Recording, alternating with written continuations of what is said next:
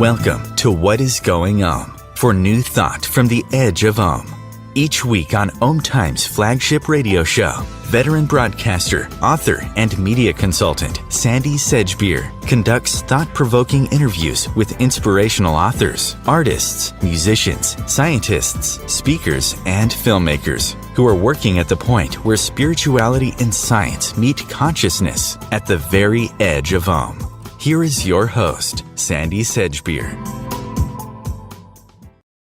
Hello, welcome.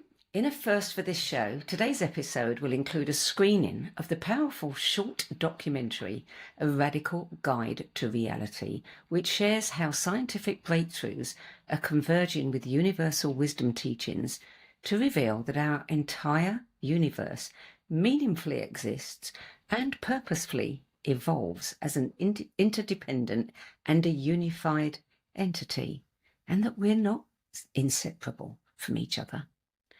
Gaia and the entire universe.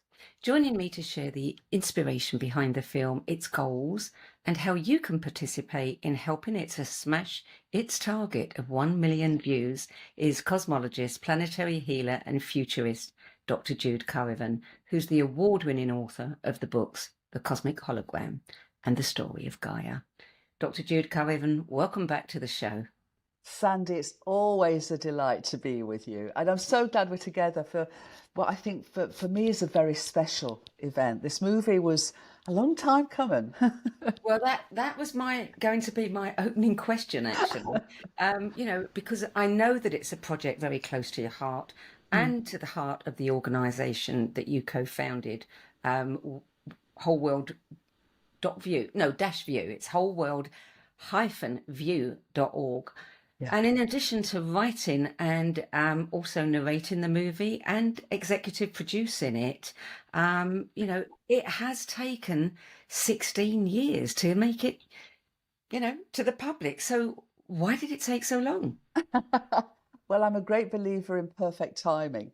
Even as you and I both know, that can take longer than we might like it to. I really had the idea for the film and also the title for the film, as you mentioned, 16 years ago. But I also realised that 16 years ago, I hadn't written The Cosmic Hologram by then. I hadn't written The Story of Gaia by then. And the sort of evidence that really grounds the movie and those books across all scales of existence and many, many different fields of research, which means that we can share its message with really foundational evidence and authenticity and integrity, is the evidence was not there to the extent that it is now. And you've seen what the last 16 years has brought in terms of that incredible increase in this evidential base. So the timing is perfect. And also, as the world is as it is at the moment, a message that offers, I feel, authentic hope and empowerment and inspiration, and a reality that we are inseparable from each other, I think is a really important, vital message now. So I would say the timing is perfect, even though I was hot to trot, as they say, 16 years ago. I'm so glad that it's now. Were you planning to write the books back then, or were they not even in your mind at that point? Not even in my mind at that point. So it was more of an intention and a dream than something that you had your eye on, that could manifest. It was more a sense that one day this will be, or that one day this will happen. And I trust that. I always trust that. Yeah. And so, over that long period of time, there were opportunities that might have resulted in the film, but they never came to anything. But I just kept going. So it was also a lesson for me in terms of just keep on keeping on. If the idea still has validity, and it has ever greater, I think, validity, its time will come. Yeah. So the movie was presented in Oxford's iconic examination hall, which is interesting because it was presented 51 years after you earned your master's degree in the same venue. That must have been a really sweet moment for you. It was sweet and surreal in a way. Yeah, I'm And a sure. very, I mean, I remember how nervous I was in those examination halls 51 years ago. And then now, at the beginning of September, it was just joyous. And we had, over 300 people participating in the Eurotas conference. And that was hosted by Aleph Trust, and Les Lancaster, who heads up Aleph Trust, is my co-producer for the film. And he and I introduced it. So it's just a lovely moment to share. And that began a whole series of premieres and watch parties that are ongoing. And thank you again for inviting me to share this together, with your community. Who wouldn't want to share it? It is a really beautiful film, beautifully produced, stunning imagery. And you had some wonderful support, didn't you? And a grant from Purpose Earth to help fund it, and so that you could keep it free for people. I did. Purpose Earth were a very early supporter of us, but the main supporter was not Purpose Earth. The supporter that really enabled the film to be is a private foundation who have been incredibly wonderful. Purpose Earth are fabulous at offering smaller grants to startups, but we really needed a full film budget to make this happen. So it was another foundation, and the president of whom was in that room to watch Oh, it. So that wonderful. was also wonderful. So how did you find the whole? I mean, you're used to writing books. You've written the script, you narrated the movie, you executive produced it. Quite different from writing books. How did you find that process? Do you know, and I don't know if you feel this, but I just love creativity and creative projects. Mm. And for me, the script came straight away. And then I was very fortunate because the sound engineer for the two audio versions of The Cosmic Hologram and The Story of Gaia, Nikolai Bogdan Bratis, is also an amazing composer. So he actually composed the music and the soundscape for the film. But then we needed a director and a photographer, a director of photography. And he had been to university with Ivan Moreira and Tom Lithwaite, and we invited them into the project to be the project team with Bogdan. And my goodness, what a team! Amazing team. And it was very much, I guess, my vision.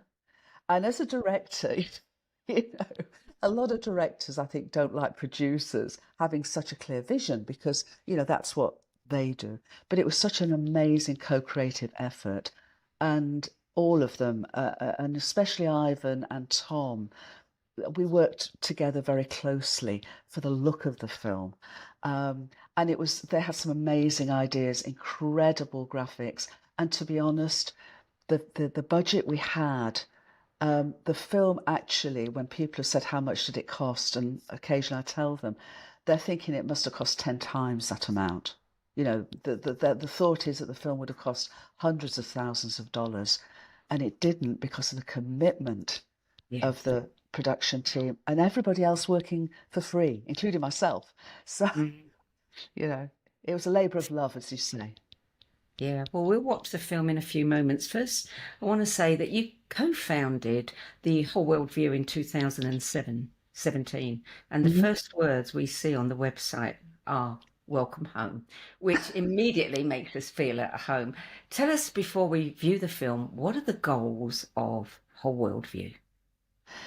To serve the understanding, the experiencing, and the embodying of unitive awareness. It's really to serve conscious evolution. It's to serve the remembering, right at the end of the film, our sort of heroine, Jen says, to remember who we really are and who we can evolve to become. So that's the real, not the goal. I'm not very good at goals. They're usually an own goal.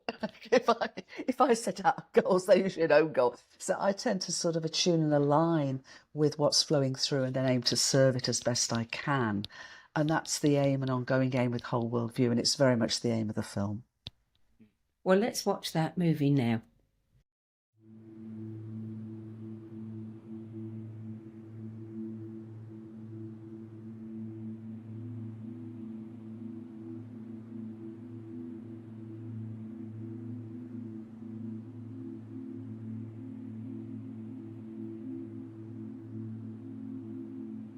Everything breathes.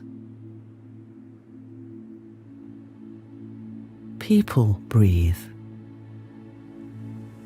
Plants breathe. Planets breathe.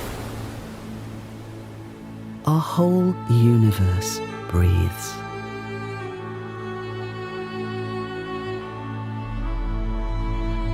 Our universe began to breathe nearly 14 billion years ago.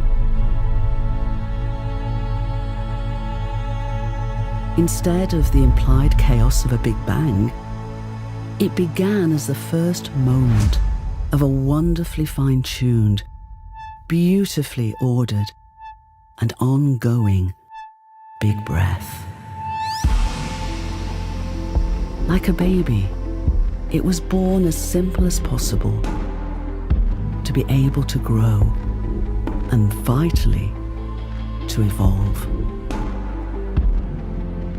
As its big breath continued, with space expanding from its minuscule birth and time flowing from past to present to future, its evolutionary journey from simplicity to complexity and ever greater levels of diversity and self-awareness led from hydrogen and helium to stars and galaxies and eventually to planets and plants and people. The hydrogen in the water of our bodies and in the waters of our planetary home Gaia is only a few minutes younger than our universe. All else that makes up us and Gaia was created in stars billions of years ago. Our story is the story of our universe. Yet what really is the reality of our universe? And who really are we?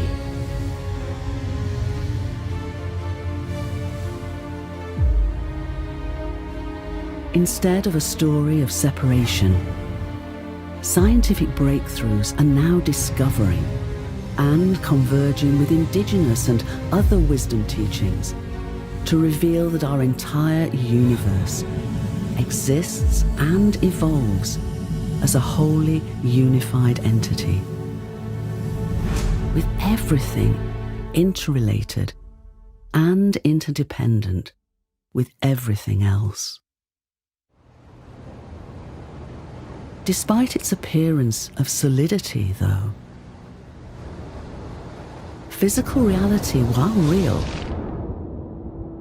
is actually 99.999999999% no thingness, and its material appearance isn't its deeper nature. Evidence at all scales is discovering that its energy and matter and space and time are its appearance, not its deeper nature. Showing that its appearance emerges from more fundamental and non-physical levels of cosmic intelligence and causation. Underlying causation and all-pervasive cosmic intelligence that, expressing itself as information, is the fundamental substance of our universe.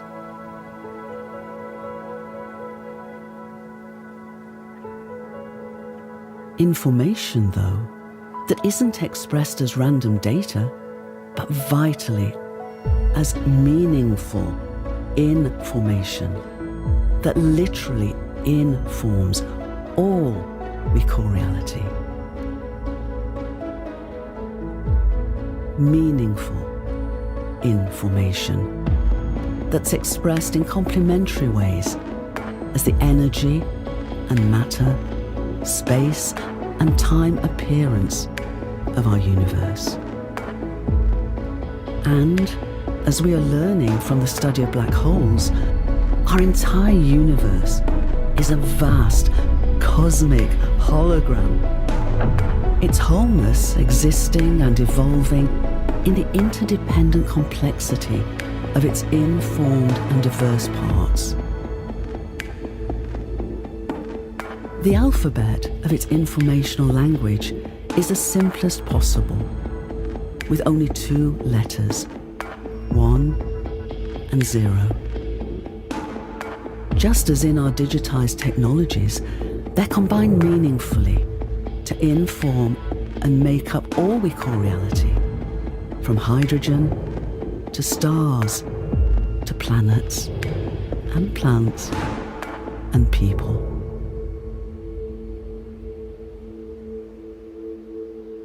Like our digitized technologies and holograms, universal digitized information is pixelated.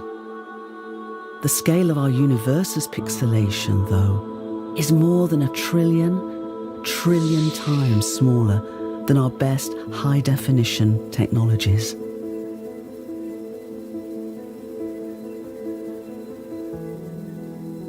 As small as to the size of an atom as an atom is to our entire universe. Named after Max Planck, one of the greatest pioneers of quantum theory, from the minute pixelated Planck scale, the holographic appearance of our universe arises. The relational and dynamic informational patterns and processes of its wholeness are being discovered at all scales of existence, from atoms to planets to vast clusters of galaxies, to all of space and time. And through many fields of research, from physics, chemistry, biology, and planetary sciences, to studies of collective human behaviours, all with their complex appearances underpinned by so-named holotropic attractor patterns of information. Instead of a great object, our universe is being revealed as a great informational and finite thought in the infinite and eternal mind of the cosmos.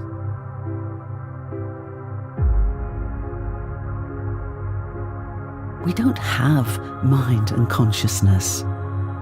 We and the whole world are mind and consciousness. While we are each unique, we are inseparable from each other, our planetary home, and our entire universe. And we are each microcosmic co-creators of its magnificence and evolutionary impulse.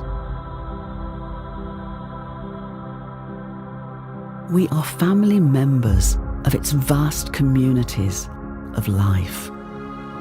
This is who we really are. Our unified, conscious, and essentially living universe not only meaningfully exists, but purposefully evolves. Its emergence not random, but continually and informationally guided.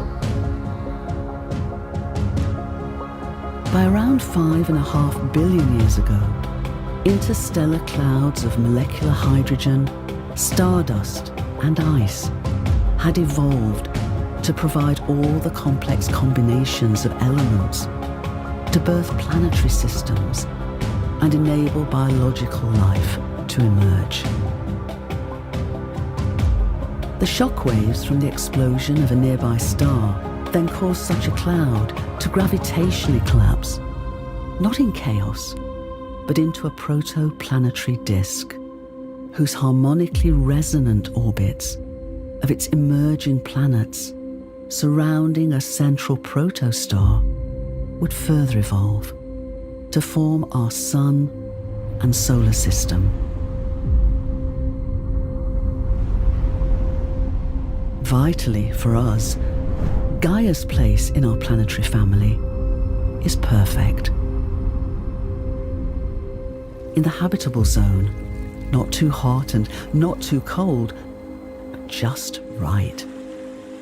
And as a water planet, to become a home for the evolution of biological organisms. Gaia's sentience is, however, embodied not only in her biological organisms, but also throughout her planetary rocks and minerals, waters and atmosphere that form an interdependent Gaiosphere that has nurtured the continuing emergence of complexity for over 4 billion years. From the very beginning, unchanged ever since, and the same throughout all Gaia's biosphere, the DNA and RNA genetic code has informationally enabled their intricate evolution from the simplest cells to the most complex ecosystems. Crucially, informational DNA is not passive, but responsive to signals, and so able to communicate and express its genes in different ways, with biological evolution driven not by random mutations, but by proactive and beneficial responses and adaptations. Meaningful informational processes guide emergence, and with collaborative relationships of organisms, ecosystems, and the entire Gaiosphere, enabling not only gradual change, but sometimes radical and rapid transformation. Yet we've forgotten that we're inseparable from each other, Gaia, and our whole universe. As a result, we've come to a tipping point as a species and as a planet. To evolve to greater complexity, organisms throughout Gaia's long story have learned to cooperate. To survive and thrive, we can't go on behaving as we have been. We can learn to come together to be a planetary species and stewards of our planetary home as Gaians. This is our moment of choice. Based on the evidence we now have, to remember that we're inseparable, and realise too that our own conscious evolution can play a vital role in Gaia's own evolutionary progress and purpose. This is who we can remember we really are. This is who we can evolve to become.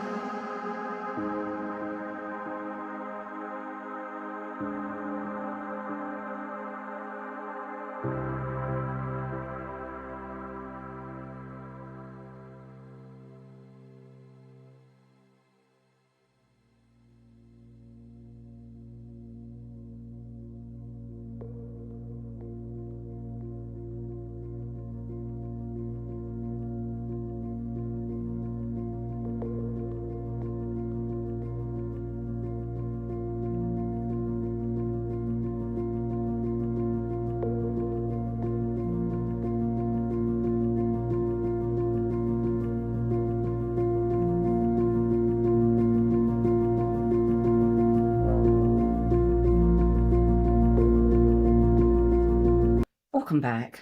Dr. Jude Currivan.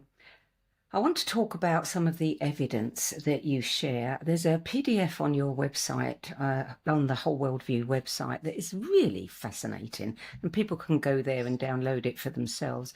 But there's so much compelling evidence now that shows things like digitized information the basis of our most sophisticated technologies, also underpins and makes up all physical reality. I mean, that's a bit mind-blowing. It is mind-blowing. Can you explain that to me? Well, one of the reasons, Sandie, for actually making the film is that in 14 minutes, it sort of takes us through this story, both of that underpinning and framing, and I'll come back to it, but also the story of our universe, and therefore the story of ours, from this perspective. And, we all know, what is it, a picture is worth 1,000 words. So, 14 minutes where we see the evidence, where we're taken through this story, we're invited into this understanding. And what we're also doing, in addition to what's already, as you mentioned, on Whole World View, we're putting together, along with the film, a glossary of terms, some questions that people might want to ask themselves, or in a schoolroom or whatever it may be. How does the film make them feel? How does it help, open their eyes, as it were, see the world through a new lens, all of that. And also additional resources that, instead of the science of the unity of science, which you mentioned the PDF for, which gives loads and loads and loads and loads of examples and references for the evidence, we're going to add resources to other videos, to other ways of exploring this. But basically, yes, the evidence is so compelling that meaningful information, and this is vital, not just random data, but meaningful information underpins the appearance of our universe, the appearance of energy and matter and space and time. When we drill down deeper and deeper and deeper, deeper, first of all, we've known for a long time that the apparent solidity of the physical universe is an illusion. When we drill down, it becomes 99 followed by 12.9% no thingness. It's real, but it's incredibly tenuous. And yet, because of the way quantum physics works, which means that no particle can occupy the same moment in space, it means that, so there's not that merging. It means that there's that appearance of separation, but it is an illusion. At the very deepest levels of the causation that arises as the appearance of our universe are patterns of information, patterns that are pixelated at the most minute scale of existence, as the film talks about, named after Max Planck, one of the great pioneers of quantum physics. It's at that tiny scale, with all the ones and the zeros, which is the universal alphabet, of themselves, just as in our digital technologies, the strings of ones and zeros, well, the ones and zeros themselves don't have a meaning. But when we bring them together, whether it's in our digital technologies or as our universe does, they combine meaningfully to then build up to much larger scales of atoms and molecules and planets and plants and people. And because the evidence is showing this across all scales of existence, across many different fields of research, again, as the film shares very briefly, but beautifully, and therefore I think compellingly in its story, I think we're almost predisposed, because our technologies are based on this. It's not such a big leap anymore to go, oh, okay, the appearance of our universe, this is the basic stuff. But I really want to stress, I am not talking about our universe being a simulation. I am not talking about, us being the creation of some advanced ETs. What I'm talking about here, and we both know this, is that this is showing that mind and consciousness aren't something we have.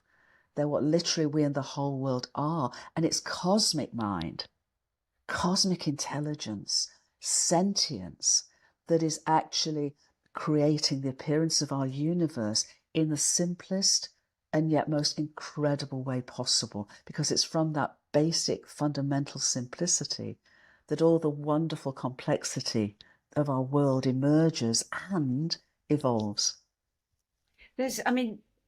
A lot of people like me who, didn't go too far into the study of science find finds it completely mind-blowing. But there's a lot of things that are in that PDF that really bring it down to earth, and it speaks to the world that most of us know. I mean, Yeah. for example, you talk about that the information gives a scientific basis to the countless examples of supernormal consciousness, such as telepathy, remote viewing, near-death experiences. When people hear that there is actually scientific evidence for these things, Yes. they sit up and take notice. And They that's do. not the only things that you've talked about. I mean, you've talked about the patterns and the fractals which are reflected in our behaviours, Yes. including movements of stock market prices, email, snail mail. Now, can you kind of explain how all of those things are affected by the cosmos? Well, we are the cosmos. I We mean, are we are the cosmos, literally yes. inseparable, as you said earlier, from Yeah. each other, from our planetary home Gaia, from literally the whole of our universe. And what is beautiful, and what this evidence is showing, and to say that what's called universal non-locality, was awarded the Nobel Prize for Physics in 2022, and that's settled science. So what we're seeing is a universe that, as you mentioned earlier, meaningfully exists to purposefully evolve from simplicity to ever greater complexity, but it does so as a unitive whole. Now, within space-time, nothing can go, no signal can go faster than the speed of light, and that's vital, because otherwise there wouldn't be a flow of time from the beginning of the universe, nearly 14 billion years ago. There wouldn't be any causality within space-time, and yet there is. The laws of physics couldn't work. We wouldn't be having this conversation. So within the space-time as we know it, there is all of that playing out, and yet at the same time, our universe exists and evolves as this whole unitive entity. So it knows itself through its entirety of its life cycle, which also means that there is awareness that transcends space-time, that transcends that limit, the speed limit of the speed of light. That's why supernormal phenomena like telepathy, as you say, and synchronicities are natural phenomena in such a unitive universe. So it's a both and. And this is what really was the conundrum that has been running for 100 years within or more within the mainstream science, because scientists aren't good at both and. They're great at either ors, but they're not so great at both and.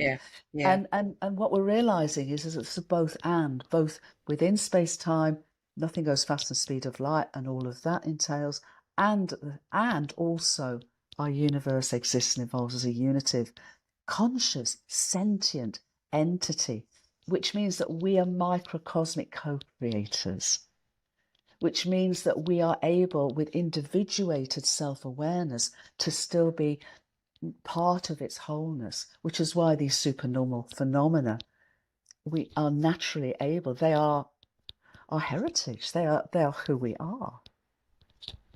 But how can these fractals reflect things like internet traffic and these movements of stock market prices? I mean, we think we're in control of all of this.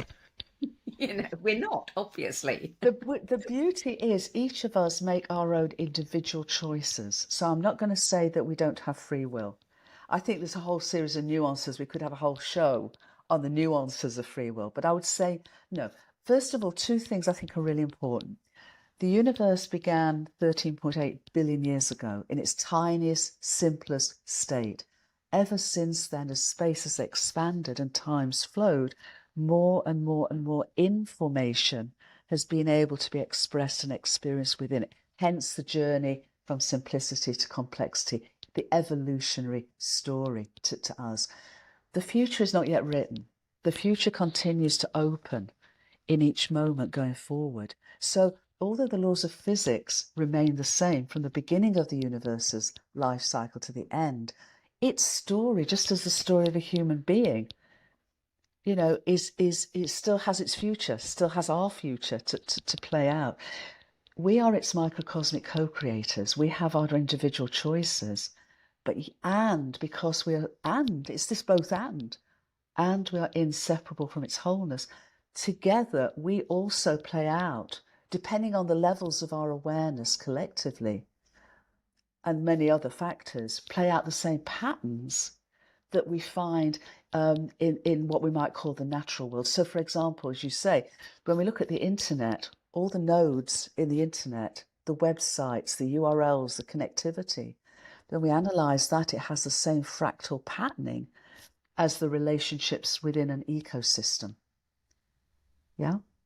When we look at stock market fluctuations, they're very complex, but at simpler levels, they reflect the same sort of fractal patternings as do coastlines or river systems. When we look, for example, at the frequency and the destructive power of earthquakes, we find that they actually, when we plot them on a graph, they have the same relationships as do human conflicts, because everything is part of universal sentience, including each of us and the whole of us. But if we can have an attractor pattern for conflict, we can evolve our collective consciousness to an attractor pattern for peace. And this is what this awakening is about. You know, I heard probably something like 20 years ago that in places where there is a lot of conflict, a lot of strife, people marching, people getting angry, etc., you will often find something happens with the earth energy. Oh, and yeah. I've kind of told people that over the years, and they go, oh, don't be silly. But to see it, you know, now written in your PDF was, wow, it was true. It is true. It is true. And as someone who serves planetary healing, you know, I know from many decades of experiential research and work here, you know, when you go to a battlefield, you can feel the human trauma imprinted on it. It's on an everyday basis. Have you ever walked into someone's home and you know they've just been rowing? You just know. Yeah. Yeah, we talk about cutting the atmosphere with a knife. Well, yes. And so, you know, given this understanding, of course there are the relationships, whether they are, you know, healthy or not, or toxic, between humans and our planetary home. There's some wonderful work that is being done by a friend of mine, Rolin McCraty, and Heart Math, knowing that our heart resonance has resonance with Gaia. Our mind resonance has less of, you know, has Schumann resonance with Gaia. We are profoundly interdependent on all of these levels with our planetary home. So of course, when there is sort of schisms in Gaia's planetary field, then they can spill over to human schisms and vice versa. There is that relationship that is unbreakable. It's who we are and how we are. Well, you know, people need to have these concrete examples, and they need to be verified by science for them to actually believe that what they think and how they behave is affecting the environment all around them. Absolutely. As you say, whether we're aware of it or not, we are always receiving and transmitting information. And we're aware of it as well, which is why these supernormal phenomena, you know, there's so much evidence for example, telepathic communications, ions. People like Dean Radin are doing exemplary work in showing this, but there are many other, as I say, Heart Math and many other research centres that are bringing forward the evidence. What I'm showing, or what we're showing, actually in that PDF you refer to, aren't those researchers. They're researchers who are doing, if you like, mainstream work, as we could call it, but are realizing that the old paradigm of materialism and separation cannot explain their discoveries, cannot explain their evidence. Yeah. I mean, it's a really interesting time to be alive, especially those of us who really like to play where science and spirituality meet, because it's like, finally, at last, the evidence is there and people, you know, can't gainsay it anymore. No, they can't. I mean, I wrote an article, an academic article last October, and have been, off the back of that, I've been invited to speak at something like 20 or more international conferences, all on actually climate change, environmental, ecology, these sort of things. I'm getting very involved, as we've discussed before, in opportunities to sort of look at transformation in economics and all across our fields of behaviours and collective comings together. Because when we see the world through a lens of separation, we behaved as we have been. When we change to see the world through a lens of wholeness and unity and diversity, we behave in very different ways. We do. The movie's free, and obviously, we've played it here. It's available on YouTube. I think it's available on Whole World View. There are groups all around the world I've heard about that bring people together in small community to watch and discuss documentaries just like this one. Do you have a plan for such groups to be able to get screeners from you, to share with, their community, etc.? Or do you refer everybody to YouTube? It varies. If I'm aware of and connecting with various communities, then I will have that connection. And there've been a number of watch parties to come and ongoing in that. And we're just inviting and encouraging everybody who becomes aware of the film to share the word as widely as possible, because it is freely available, both to view and to share. Anyone who wants to connect with me, I can send them an MP4 of the film, and it's in 17 languages, from Arabic to Ukrainian. So, if anybody, I'm having a watch party with an institute on the west coast of America in a couple of weeks' time that have a lot of Asian and Chinese students. The film is subtitled in Chinese, one of those languages. So anyone who wants to contact me, I'll also be very happy to send them an MP4 version of the film, either without subtitles or with the subtitles of their own community. I've just shared it. Alexander Laszlo, Irvin's son, who lives in Buenos Aires, who I work with, asked if he could have the Spanish version. So he's sharing that. I've said to him, you can also have the Portuguese version. So the translator who did our Ukrainian version is a teacher in Kyiv. And with everything going on there, she felt so strongly about the beneficial nature of the message of the film to do that. And we're also producing an educational content, a wraparound that then can be used in any which way by any educators around the world, because the film's for young people and truth seekers of all ages. So there's a lot of work going on, but everyone, Sandie, if they see it on YouTube and like it, please have watch parties. And we've got those questions coming up as well that those watch parties might like to ask themselves. So that's all in train. It's a great thing that you could show to your family. And I told you so kind of movie, isn't it? You don't believe me, watch this. I don't want to be to blame for any family dispute.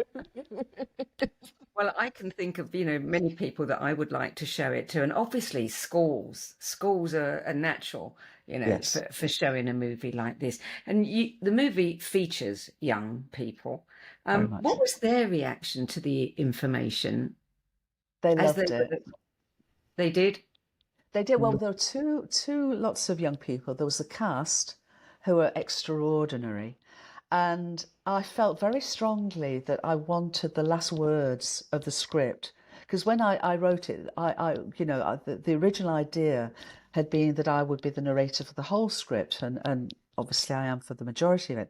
But I felt so strongly that those last words should be spoken by Jen, our heroine, whose real name is Faith, and the cast were exemplary. And the focus group that we also acknowledge in the rolling credits loved it. I mean, we did with the 5 original focus group young people a 1 to 2 minute quick. It was filmed on the time of the focus group by Jessica Bockler of their reaction. And what came forward was, they're saying things like, before I watched the movie, I didn't know whether I had meaning. or purpose. I now know that I do, and I now know that I belong. The word belong came through so powerfully. And we don't even use that word, I don't think. We might do. I think that we might say it once in the movie, but clearly that sense of belonging is so deep Yes. with Yeah. people who've seen the movie. The other word that goes along with that is the becoming, because Yes. it shows us that, there's so much more. Yes. And we can be so much more. Yes. Yes, Yeah, absolutely. that's the exciting part. So what is actually in these packages that, the educational packages?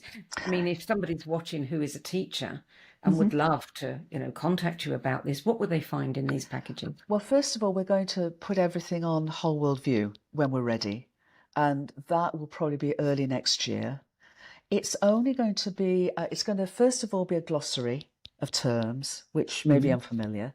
Secondly, there'll be the sort of questions that they might want to invite in an educational capacity. Thirdly, we're going to put some suggested experiential fun things to play with some of the concepts. I mean, one is that if you take our DNA, for example, our DNA is usually coiled up into a tiny 4-level fractal within each cell of our bodies. But if we stretch one cell's worth of DNA out, it's 2 meters across. In a 30 plus trillion cell body, such as each of us have, that stretches across our solar system, one person's DNA. For 8 billion people, the entire DNA of our human family stretches 10 times the visible diameter of our Milky Way galaxy. I mean, if you take that and start playing with that and expanding that and, and experiencing that, there's lots of others. So we'll put that on there as well. And then the final thing is we will do some sort of other resources. So I'll put a whole package on there. It will be fairly basic because what we're realizing with a film in 17 languages, with so many different educational environments, that, we're inviting educators, teachers to take that forward in a way that works best for them and the young people in their care. And we're also working with pioneers of holistic education who themselves have networks and networks and networks of schools and educators so that they can tailor whatever they would like for their communities to take it forward. So that's top of our, one of the things that are top of the, the list of doing at the moment. It takes, I mean, organizations like schools, that particular industry, it takes them a very long time to embrace change and to change what they're teaching. And what you're offering probably is quite at odds with what many kids are currently learning in science. And it's going to keep on changing. Sure, absolutely. Well, this is why it's both and again, because, we can speak directly to on the website and share this, the next couple, 2-3 months with as widely as you can. But by working with leaders in holistic education, so people like the Global Education Futures people and many others, they already have these bow wave initiatives that are in hundreds of thousands of educational facilities. And obviously what we will do once we put the what we'll put on the Whole World View website, we'll also link to their websites and their organisations. So there's a sort of a mycelium network growing so that if you're an individual educator, you've got places to go to help. If you're not already part of those networks. So that's very much a key next steps of the project. But we just wanted to get the film out there and start it, as a baby, start to spread by word of mouth. So I think we've had about 15,000 views in just over a month. And again, it's very quietly finding its feet, and we'll continue to do that and spread the word. And thank you again over these coming months and Well, years. I hope our audience will also share it. I mean, that is the I goal. hope so. in the short time that, since you started making this movie, the science, I mean, it's changing so fast. We're learning so much. What don't we yet know that you know that we're going to discover next? Or even better, what don't I know? And that's a lot. I think the great thing is this is the direction of travel. As of yet, I've not seen any evidence that refutes this direction of travel. And, there may be people who don't want to acknowledge this, but there are leading scientists and more leading scientists who are good. They will follow the evidence where it leads, and this is where it's leading. And so in that regard, my sense is that it will deepen, it will broaden, we'll fill in the pieces, but we are still at the beginning of this incredible adventure. Because as you said earlier, Sandie, it's inviting us to really wake up to who we really are and who we can become. And we really don't know who we can become. I don't know who we can become. But I feel it's the most incredible invitation of the universe to become co-evolutionary partners with its ongoing evolutionary impulse and our beloved planetary home Gaia's ongoing evolutionary impulse.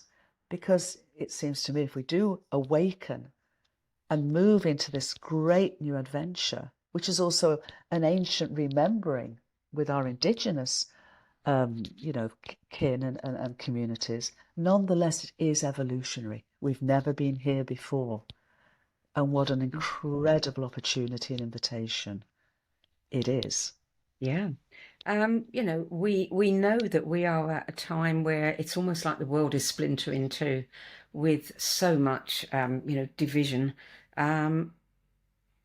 What you've said in that PDF, gives us real solid insight into the fact that, how we behave is going to affect everything around us. I mean, you look at things like just the floods in Spain that have been happening, and you think about what's been happening in Spain, which has also had its problems for some time with a lot of, people, uprisings and various things going on. When we look at that and we look at global warming, then we have to start taking that to heart and changing things. Do you feel hopeful, confident that we will get a grip on this? I am hopeful, but I wouldn't necessarily focus on that. I trust the universe. I trust that our universe is both a living and loving universe. And by loving, I mean, because it essentially is whole. It is whole, and it's taken this incredible journey over 14 billion of years now to get us to this point. I truly believe it's inviting us to wake up, to continue on our journey, to continue on this amazing adventure. And I also feel that if we don't wake up, Gaia will go on without us. The universe will go on without us. So in that sense, it's not about hope. It's about, for me, it's what incredible privilege we actually have to be here and now at this time. What incredible privilege it is to be a microcosm of this vast wonder that is our universe. And so with that privilege, how could I not, on a personal level, this is how I feel, how could I not show up, get out of the way and serve that incredible impulse and that amazing ongoing journey? And so it doesn't really matter whether I have hope or not, because that's the only way I can respond to the miracle that is us and the miracle that is our universe. Do you think you'll make another movie? Will there be a sequel?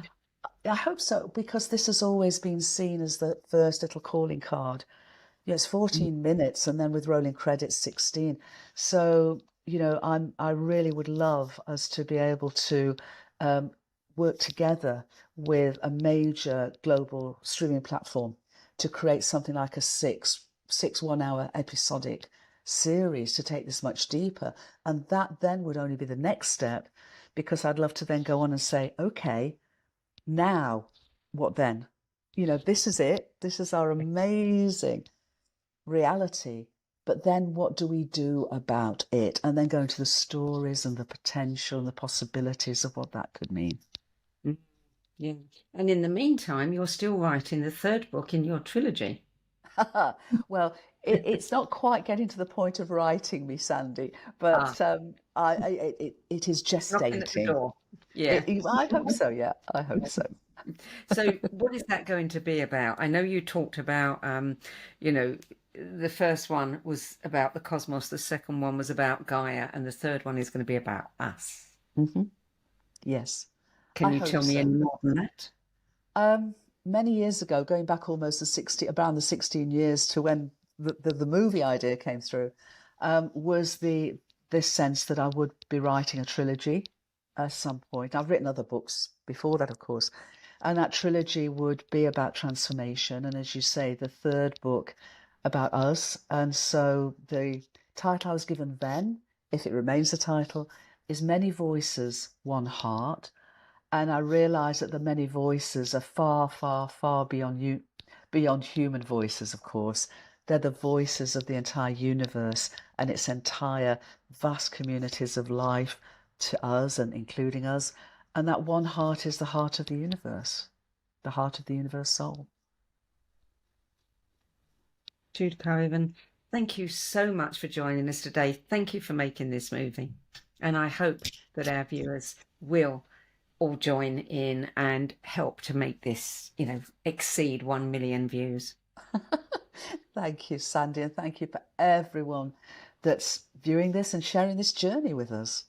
Thank you. So for more information about Jude Currivan, The Whole World View, and the film A Radical Guide to Reality, visit 3 websites I'm going to give you: wholeworld-view.org, then there's judecurrivan.com, and purposefully.org. I'm Sandie Sedgbeer. I'll be back at the same time next week with another edition of What Is Going On. Till then, it's goodbye from me. And once again, many thanks to Jude Currivan, and good luck with surpassing that goal. Thank you.